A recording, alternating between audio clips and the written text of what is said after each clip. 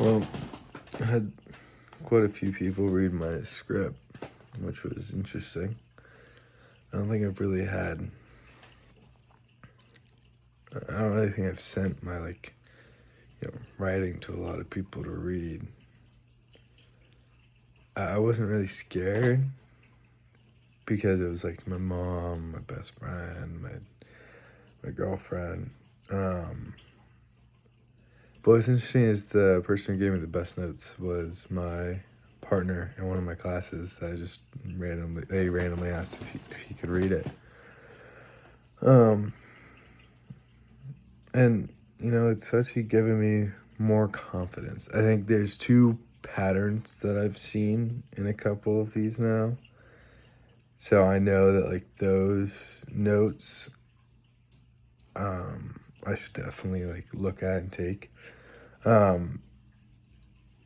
But a lot of some of the other ones, you're just like, one person might say, "Oh, I don't understand this," or "I'm confused," so forth. But maybe they're supposed to be confused there, right? But then somebody else isn't. So it's been interesting. Really, there's just two parts in the script that I think I need to kind of work on, and that's one is Ethan is the main character of Duel, or I'm trying to figure out the name of the script. I gotta change that from Duel, but Ethan's the main character, Ethan Bloom, and basically the main thing is his relationship with his dad is really interesting. His dad's this like hero police officer that he's always looked up to, that he's always wanted to be, but he never could live up to it, right? He's a security guard, for fuck's sake. So anyway, his dad, doesn't really believe his story about saving the girl during the robbery.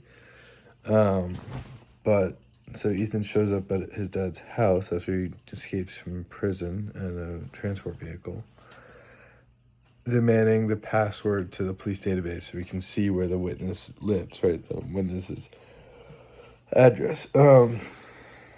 And after like 3 pages of arguing, the dad decides he will help his son. And the problem is, I wanted the dad to help him because, that struggle where it's like, our parents always tell us, no matter what, I will always love you. I might not like what you've done, I might be disappointed, but I will always love you. And I always want to help.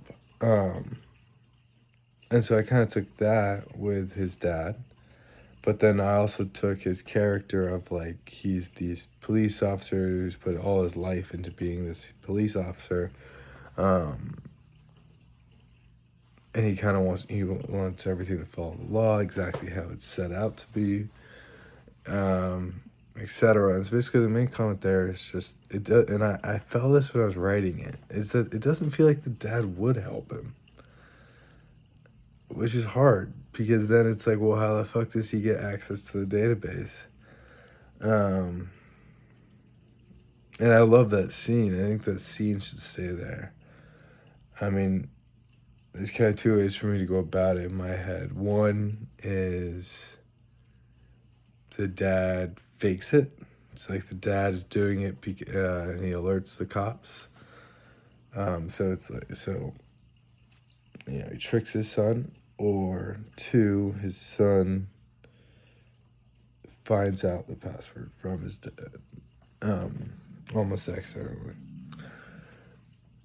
Like, it's like his birthday or something, and then he has to pause because he's like, my password is your birthday. No, that's stupid, but you get what I'm saying. And then the other thing is about the second lead of the story, Mary.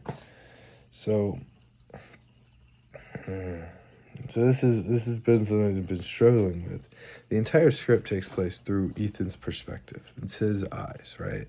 So, and even the slug lines, the action lines, they're all written through his perspective. Even though it's third person for a script, he's experiencing everything. We're experiencing everything that he is, basically. And the only times that we don't, it's when he kind of moves past something, right? And we linger just a second longer. But anyway, the problem with that is when we're through one person's perspective the whole time, characters can seem kind of flat.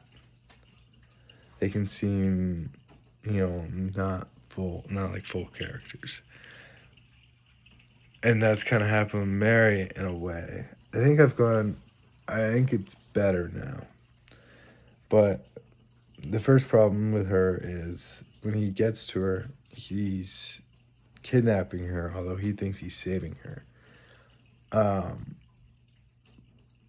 So she's kind of like fighting for her life, right, to stay alive.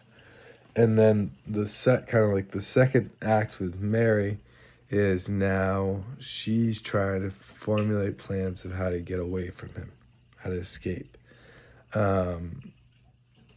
So, on the Muni, she's like, oh, I can get him to go to the hospital because of my head. And then, she hears Park on the radio.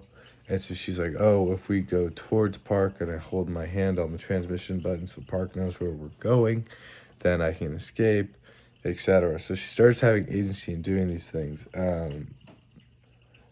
But we never actually see who she is, I think, is the main problem inside of the actions. We see that she's fighting for her life. We see that she wants to escape. We see that, part of her maybe believes him, but most of her doesn't. But there's nothing like personal that we can attach onto ourselves. The problem there is, how do I leak her personality through her character without that Ethan would notice. Not even notice that is coming from a place through Ethan's perspective. So that's another thing I need to work on. And the ending. The ending's really cool. I think I did a really good job with the fog escalation acting as his delusion. So it gets thicker throughout the movie, the fog in the city. And it basically covers up the things he doesn't want to see. Right? It is his delusion. And at the end, it covers up all the witnesses. And it covers up his dad. It covers up the people he doesn't want to talk, he doesn't want to hear from. Problem is, doesn't cover his ears. And doesn't cover his own reflection. So then he's forced to see himself how others see him. And the movie ends on a transport bus going to prison, him in a straitjacket looking out the window. And only his window, though, is covered in fog looking out. And the rest of the bay is just completely blue skies. Beautiful. Which I like. I think it's good. I think the trial scene just needs some work. I think right now, that whole ending, that whole last 5 pages works, but it's underserved right now. I think it probably will.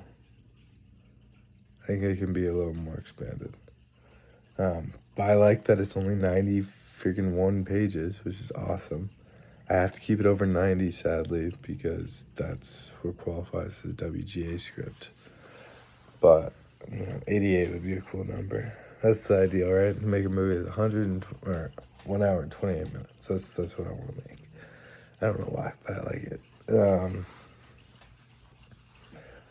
But so we got that going on. I just got back from New York 2 nights ago. It was nice. Saw my grandma, saw my uncle and nieces. It was relaxing. Train ride's beautiful from Syracuse, New York. But anyway, I'm glad to be back. It's my last week of college. Need to start applying to more jobs. Jesus, I'm really behind on that. Got some of these videos edited and they're getting colored and they'll be sent tonight to this client. Yeah. It's been a journey.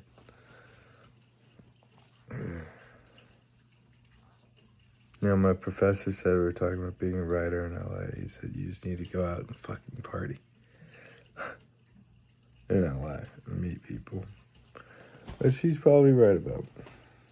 He's definitely right about. So I'm excited. Just want to be able to pay rent, and I really don't want to have to work at a coffee shop again. So we'll see. All right.